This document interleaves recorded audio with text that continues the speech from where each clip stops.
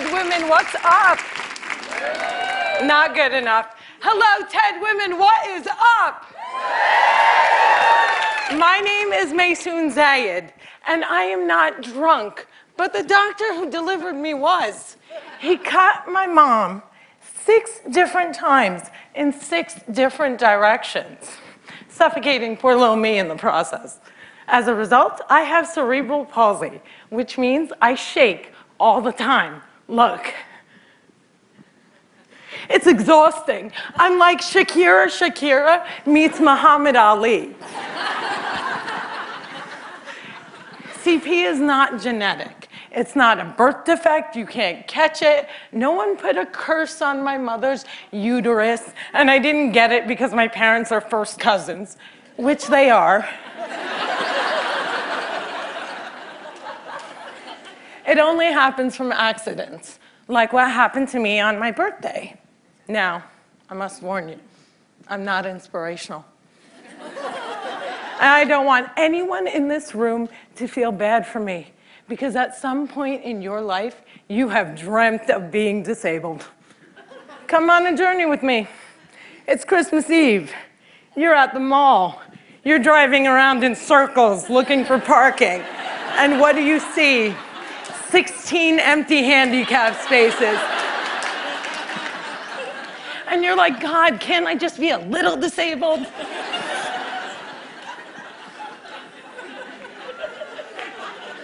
Also, I gotta tell you, I got 99 problems and palsy is just one. If there was an oppression Olympics, I would win the gold medal. I'm Palestinian, Muslim, I'm female, I'm disabled, and I live in New Jersey.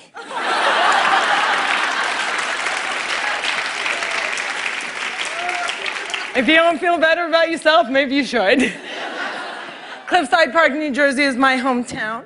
I have always loved the fact that my hood and my affliction share the same initials. I also love the fact that if I wanted to walk from my house to New York City, I could.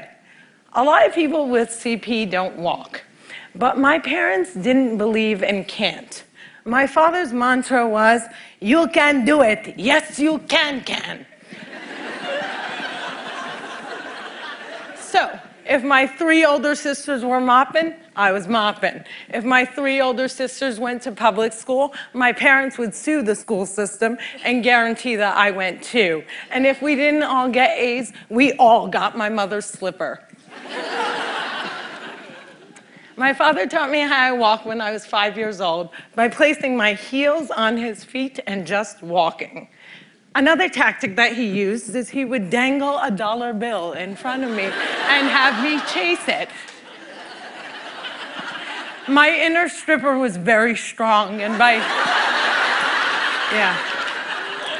the first day of kindergarten, I was walking like a champ who had been punched one too many times. Growing up, there were only 6 Arabs in my town, and they were all my family.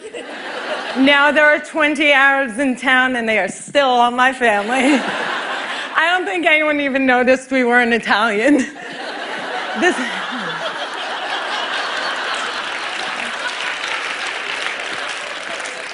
This was before 9/11 and before politicians thought it was appropriate to use "I hate Muslims" as a campaign slogan. The people that I grew up with had no problem with my faith.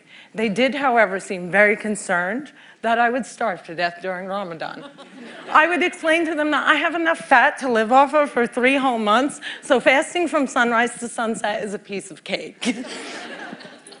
I have tap danced on Broadway. Yeah, on Broadway. It's crazy. My parents couldn't afford physical therapy, so they sent me to dancing school.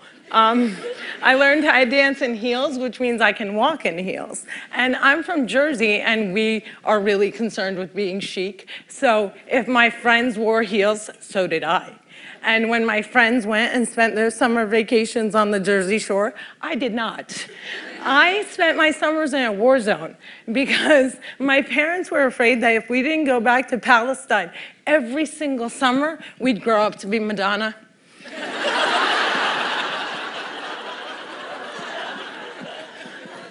summer vacations often consisted of my father trying to heal me. So I drank deer's milk, I had hot cups on my back, I was dunked in the Dead Sea, and I remember the water burning my eyes and thinking, it's working, it's working! But one miracle cure we did find was yoga. I have to tell you, it's very boring. But before I did yoga, I was a stand-up comedian who can't stand up. And now I can stand on my head.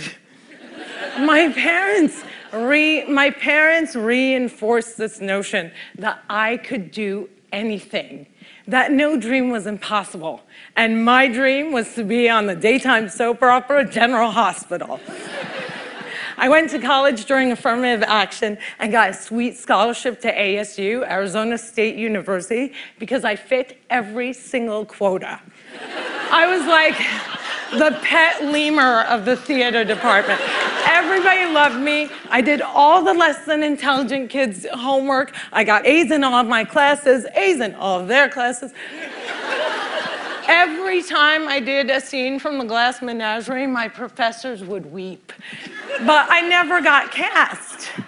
Finally, my senior year, ASU decided to do a show called They Dance Real Slow in Jackson. It's a play about a girl with CP. I was a girl with CP. So I start shouting from the rooftops, I'm finally gonna get a part. I have cerebral palsy. Free at last, free at last. Thank God almighty I'm free at last. I didn't get the part. Sherry Brown got the part. I went racing to the head of the theater department, crying hysterically like someone shot my cat, to ask her why. And she said it was because they didn't think I could do the stunts. I said, excuse me, if I can't do the stunts, neither can the character.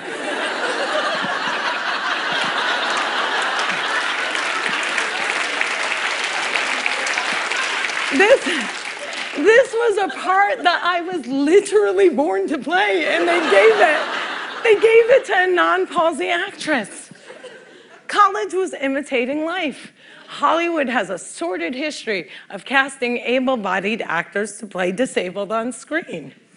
Upon graduating, I moved back home, and my first acting gig was as an extra on a daytime soap opera. My dream was coming true. And I knew that I would be promoted from diner to wacky best friend in no time. But instead, I remained a glorified piece of furniture that you could only recognize from the back of my head. And it became clear to me that casting directors didn't hire fluffy ethnic disabled actors. They only hired perfect people. But there were exceptions to the rule. I grew up watching Whoopi Goldberg, Roseanne Barr, Ellen, and all these women had one thing in common. They were comedians. So I became a comic.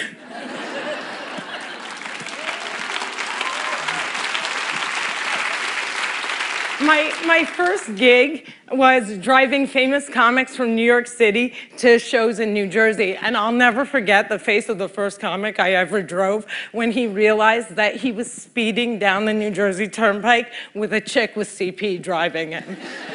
I performed in clubs all over America, and I've also performed in Arabic in the Middle East, uncensored and uncovered.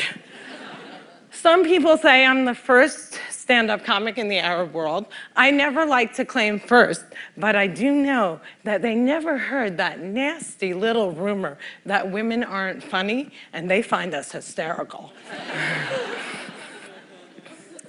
In 2003, my brother from another mother and father, Dean Obidala, and I started the New York Arab American Comedy Festival, now in its 10th year.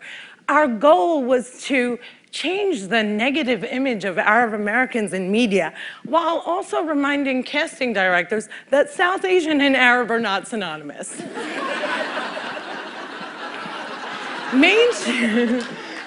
Mainstreaming Arabs was much, much easier than conquering the challenge against the stigma against disability. My big break came in 2010. I was invited to be a guest on the cable news show Countdown with Keith Olbermann. I walked in looking like I was going to the prom, and they shuffle me into a studio and seat me on a spinning rolling chair. So I looked at the stage manager and I'm like, excuse me, can I have another chair? And she looked at me and she went, 5, 4, 3, 2, and we were live, right? So I had to grip onto the anchor's desk so that I wouldn't roll off the screen during the segment. And when the interview was over, I was livid. I had finally gotten my chance and I blew it. And I knew I would never get invited back. But not only did Mr. Oberman invite me back, he made me a full-time contributor and he taped down my chair.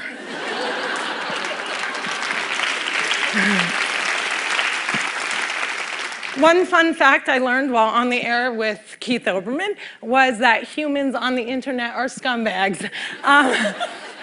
People say children are cruel, but I was never made fun of as a child or an adult.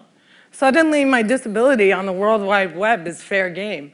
I would look at clips online and see comments like, yo, why is she tweaking? Yo, is she retarded? And my favorite, poor Gumby-mouthed terrorist, what does she suffer from?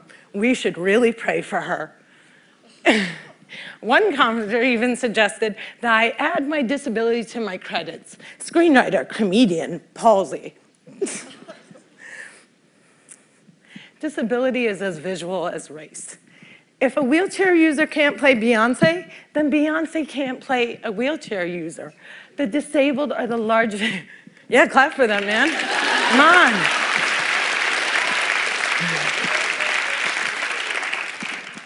People with disabilities are the largest minority in the world, and we are the most underrepresented in entertainment. The doctor said that I wouldn't walk, but I am here in front of you. However, if I grew up with social media, I don't think I would be.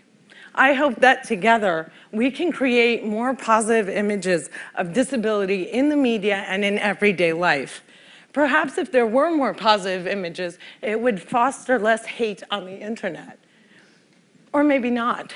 Maybe it still takes a village to teach our children well. My crooked journey has taken me to some very spectacular places. I got to walk the red carpet, flanked by soap diva Susan Lucci and the iconic Lorraine Arbus. I got to act in a movie with Adam Sandler and work with my idol, the amazing Dave Matthews. I toured the world as a headliner on Arabs Gone Wild. I was a delegate representing the great state of New Jersey at the 2008 DNC, and I founded Maysoon's Kids, a charity that hopes to give Palestinian refugee children a sliver of the chance my parents gave me. But the one moment that stands out the most was when I got, before this moment,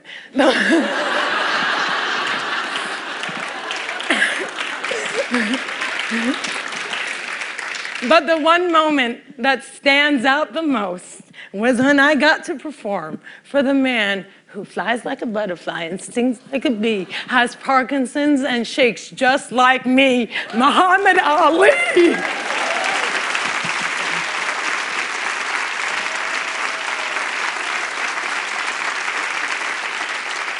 It was the only time that my father ever saw me perform live, and I dedicate this talk to his memory. Allah yarhamak yaba. My name is Maysoon Zayid, and if I can, you can.